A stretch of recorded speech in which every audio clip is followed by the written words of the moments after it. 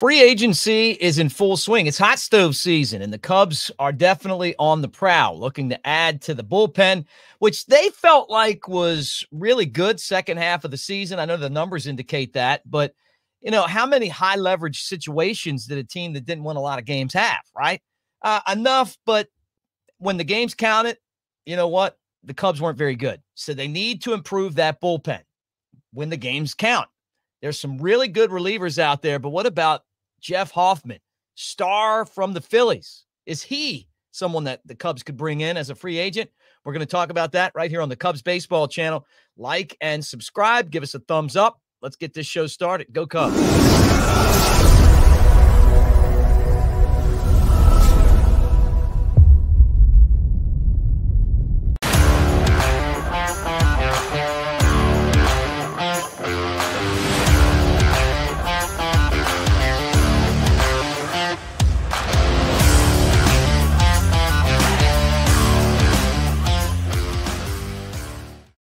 What do you say, everybody? It's Mick Gillespie. Welcome to the Cubs Baseball channel at Broadcaster Mick on the socials. And it is great to see you guys here and talk some Cubs baseball. Always love to talk to Cubs and to have you guys as part of what we do. All right, it's that hot stove time of year, right?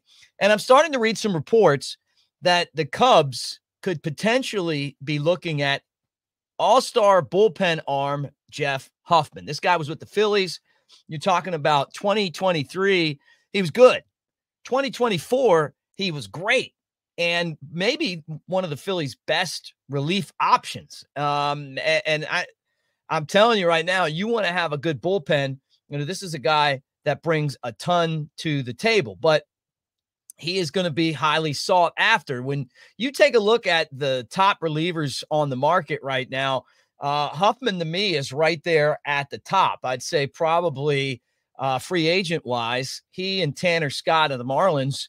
And maybe you could even throw David Robertson in. You remember him. He was a former Cub. Those are the guys that are available that I look at and go, okay, yeah, you go out and you get these guys and you're talking about really upgrading your bullpen. Now, the question is obviously with the Cubs is what are they willing to pay him, and do they have the funds to pay him, and what's he expecting right now? He was just fantastic. 68 games last year, a 2.17 ERA, 89 strikeouts, but he came in high leverage situations. He got the job done. And, I'm sure Phillies fans are sick that this guy's not going to re-sign with the Phillies. And that's kind of the problem that you have when you go out and you sign all of those big time players and they're there and you got to figure out exactly what you're going to do. When you got Bryce Harper and Kyle Schwarber, and we've talked about this before, and they do have star players in Philly, then they're always in the mix at Philly. A guy like this, $48 million for a reliever is kind of high. So, and if you feel like you got your money going other places, you're not going to want to give the guy a 3-year deal. And it's risky. Look, anytime you give a reliever 3 years, think about some of the guys that the Cubs have had. Julian Merriweather, who's one of their best, 1 year. Next year, he's hurt. They get hurt a lot. They're not, the durability and the success rate is low. It's one of those positions where you see guys come and go a lot. But Hoffman's been on the up. And you put him in the Cubs bullpen, and all of a sudden you start looking around and, hey, you just added Morgan. Now you got him. What about the guys that you had last year? Merriweather, an entire offseason getting healthy. Tyson Miller, could he come back and do it? With the guys in the minor leagues, and all that stuff. So question is, would the Cubs be able and willing to go after a player like him that is going to demand a big time contract? And you got to figure that the Yankees and the Nationals and what team in baseball would not want a reliever like Hoffman? Some insight on him. He's a big guy, 6'5", like close to 240 pounds. He was originally drafted as a first rounder by the Toronto Blue Jays in 2014. Came out of that really good baseball program, ECU, Eastern Carolina University in Greenville, North Carolina. Very storied tradition there. And it's just been getting easier and easier for him when you talk about the success that he's had. And when he made his major league debut, it was with Colorado. That was 2016. So you probably remember the name From there, he was a pitcher that season that, made a handful of starts and came out of the bullpen a few games. So not even 8 games that season, total of 6 starts. 2017, 23 games, 16 starts. His earned run average was, wasn't blowing anybody away, to say the least. But he was really consistent, and then all of a sudden now he's become just amazing. So when you pull up his statistics, right? 4.88 ERA 2016, 5.89 in Colorado 2017, which is what you expect, right? The guy threw almost a 10 earned run average in his 6 games in 2018. And then all of a sudden, Hoffman just started to pull it together. He had a 9 ERA his last year in Colorado. It probably was like, hey, I'm ready to get out of here. Pitched in Cincinnati a couple of seasons. And his last year with the Reds was 22. You probably remember him. He had a 2-0 record that year. Came out of the bullpen for the Reds. 35 games he pitched, and 34 of those were out of the pen, and had a 3.83 ERA. But since going to the Phillies, I mean, it's like he's just figured it out. 5-2 record, 23. Mentioned how good he was, 2.41. And then last year he had the 2.17 ERA. 3-3 record, and was just one of those guys that you brought into whatever the high leverage situations, and he got the job done. And this is going to hurt Philly to watch him walk. But you know what? It was a contract year. These guys, it's amazing how good these guys are when it's a contract year, when the money's on the line, and that's what they've been able to do. Hoffman, I mean, you saw it with Bellinger a couple years ago. Great season, and the opportunity to put himself out there and make more money. This guy's highly valued, and I mentioned before some of the other names that you're looking at as far as free agents. The Cubs, I don't know. I mean, are they okay with Porter Hodge as their closer?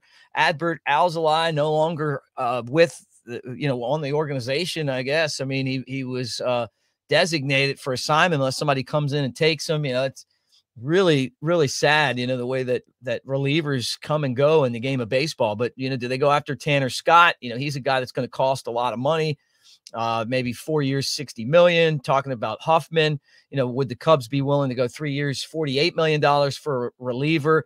David Robertson could be somebody that they go after. They had him, they traded him, so they got some value out of him. The guy's been around 16 years after leaving Alabama.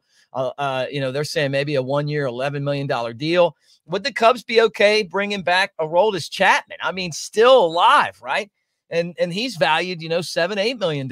Clay Holmes, who was with the Yankees last year. People were saying, hey, he's a guy that you could go get. 30 saves in his 67 games with the Yankees. Maybe that's a guy that the Cubs feel like they seem to like those Yankees pitchers, but they're talking 4 years, $55 million for him. Kenley Jansen, someone that you've heard kind of batted around with the Cubs, 2 years, $25 million for him.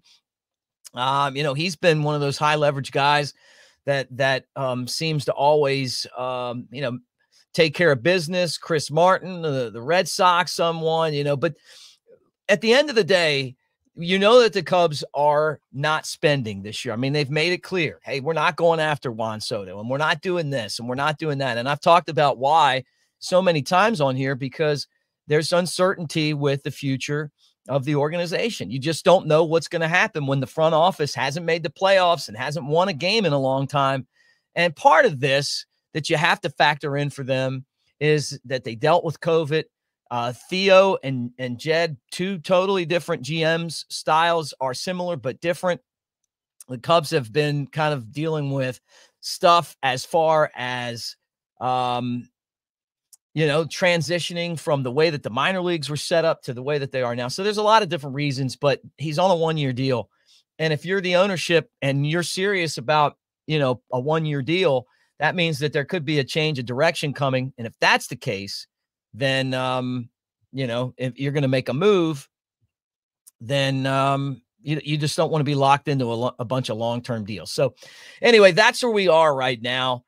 This would be a great pickup for the Cubs, though. Besides the money, which I'm sure a lot of you guys don't care about, you want a winner. You add this guy to the bullpen, and all of a sudden you got a pretty darn formidable bullpen. And every time you add somebody, it makes it a little bit easier to take care of business in those late innings because you got more competition. You got less spots. So we'll see. His name's been linked, Hoffman, to the Cubs. Maybe that they would really want to go out there and make a splash.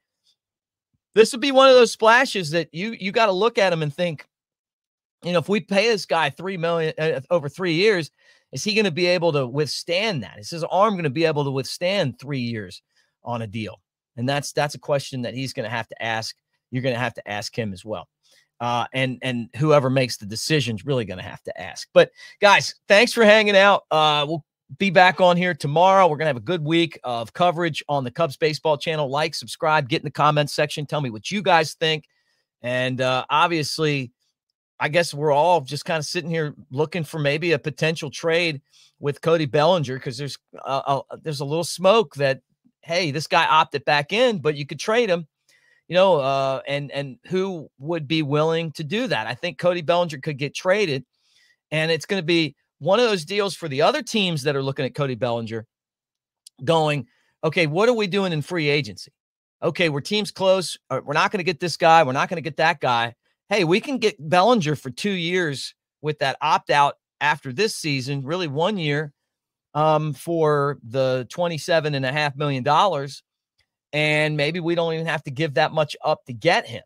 The Cubs may want to just trade him just to get him off the books and get a little something back. You're not really sure what their incentive is, but seeing the Reds trading Jonathan India to the Royals for Brady Singer, this just goes to show you, man, that teams are willing to give up something to get something on their Major League Baseball roster, right? And, maybe the Cubs could do the same thing, and it really, in a way, it kind of stinks that they're hamstrung by some of these contracts that they're in. They're going to have to be creative. But, at the same time, you look at this roster and Cody Bellinger would be one of your best players, but he's also one of your best chips. So we'll get into that as this week progresses. But anyway, thanks, guys, and we'll talk to you again tomorrow. Good.